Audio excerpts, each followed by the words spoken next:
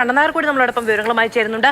കണ്ണൻ, കൊല്ലം വരെ പരമാവധി എന്നൊക്കെയാണ് ആദ്യം പറഞ്ഞിരുന്നത്. പക്ഷേ ഇപ്പോൾ തിരുവനന്തപുരത്തേക്കും കണ്ടെയ്നറുകൾ എത്തുകയാണ്. ഒന്ന് പ്രക്ഷുബ്ധമായ കടലാണ്, കാലാവസ്ഥ തീരെ പ്രതികൂലമാണ്, വലിയ തോതിലുള്ള കാറ്റുണ്ട്.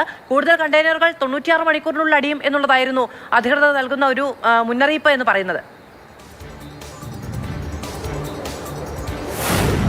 മാധു, രൗദ്രഭാവത്തിലാണ് കടലുള്ളത്. ഞാനിപ്പോൾ ഉള്ളത് തിരുമുല്ലവാരത്താണ്. തിരുമുല്ലവാരത്ത് ഒരു കണ്ടെയ്നർ അടിഞ്ഞതിൻ്റെ ദൃശ്യങ്ങൾ നമുക്ക് കാണുവാൻ സാധിക്കും. ആ കണ്ടെയ്നർ പൂർണ്ണമായിട്ടും അതിൻ്റെ ഭാഗങ്ങൾ, അതിൻ്റെ ഭാഗങ്ങൾ, ആ ഇരുമ്പ് ഷീറ്റൊക്കെ തന്നെ പൂർണ്ണമായും പൊളിഞ്ഞിരിക്കുന്നു. അതിൽ നിന്ന് തന്നെ നമുക്ക് മനസ്സിലാക്കുവാൻ സാധിക്കും കടൽ എത്രത്തോളം പ്രക്ഷുബ്ധമാണ് എന്നുള്ളത് മനസ്സിലാക്കുവാൻ സാധിക്കും. അതിന് തൊട്ട് സമീപത്ത് തന്നെ ഒരു നീല കെട്ടുകളിലായി ഒരു 5 or 6 കെട്ടുകൾ, വലിയ കെട്ടുകളുണ്ട്. അത് ആ കണ്ടെയ്നറിൽ നിന്ന് ഒഴുകി വന്ന സാമഗ്രികളാണ് എന്നാണ് നമുക്ക് അനുമാനിക്കേണ്ടത്. അതെന്താണെന്ന് സംബന്ധിച്ചൊരു പരിശോധന ഇനി ഉദ്യോഗസ്ഥർ എത്തിയാണ് നടത്താൻ പോവുക. തിരുമുല്ലവാരത്ത് ഇന്നലെ അടിഞ്ഞ കണ്ടെയ്നറിൽ നിന്നുള്ള ഉൽപ്പന്നങ്ങളാണ്. ഇതുവരെ 35, ഇന്ന് പരൂർ ഭാഗത്ത് ഒരു കണ്ടെയ്നർ ഒഴുകി എത്തിയിരുന്നു. അത് പിടിച്ചു കെട്ടാൻ സാധിച്ചിട്ടില്ല. അങ്ങനെ 35 കണ്ടെയ്നറുകളാണ് ഇപ്പോൾ കൊല്ലം ജില്ലയുടെ തീരമേഖലയിൽ മാത്രം എത്തിയിട്ടുള്ളത്.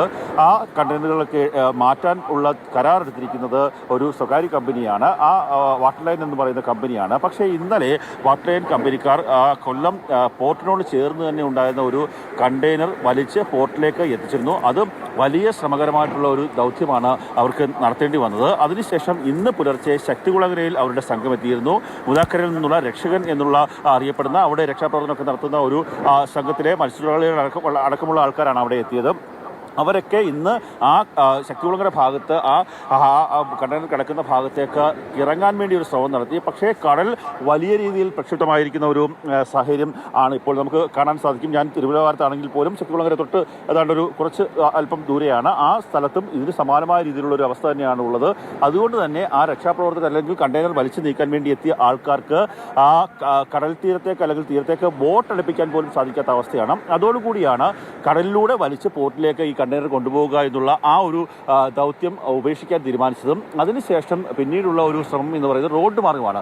ഒരു കാരണവശാലും ശക്തികുളങ്ങര ഭാഗത്തുള്ള കണ്ടെയ്നറുകൾ റോഡ് മാർഗം കൊണ്ടുപോകാൻ സാധിക്കില്ല. ചെറിയ വഴിയാണ്, ഒരു ഓട്ടോറിക്ഷ അല്ലെങ്കിൽ ഒരു കാറ് കയറി പോകുന്ന ഇതിന് മാത്രം വീതിയുള്ള വഴികളാണ്. അതിലൂടെ അത്തരത്തിലുള്ള വലിയ കണ്ടെയ്നർ കൊണ്ടുപോകാൻ സാധിക്കില്ല. ഇനി കരാർ കമ്പനിക്കാരോട് സംസാരിക്കുമ്പോൾ അവർ പറയുന്നത് ഇനിയുള്ള ഒരു ശ്രമം എന്നത് കസ്റ്റംസിനെ സമീപിക്കുക, ജില്ലാ ഭരണകൂടത്തെ സമീപിക്കുക. ഈ തീരത്ത് വെച്ച് തന്നെ പൂർണ്ണമായും ഗ്യാസ് കട്ടറൊക്കെ ഉപയോഗിച്ച്, വലിയ ഉപകരണങ്ങൾ ഉപയോഗിച്ച് കണ്ടെയ്നർ മുറിച്ചു മാറ്റുക, പിന്നീട് അത് ആക്രിയാക്കി ലോറികൾ കയറ്റി പുറത്തേക്ക് കൊണ്ടുപോകുക. അങ്ങനെയുള്ള ഒരു ശ്രമമാണ് ഇനി നടത്താൻ പോകുന്നത്. അത് ഇന്നോ നാളെയോ അല്ലെങ്കിൽ ഒരു മാസമോ കൊണ്ട്.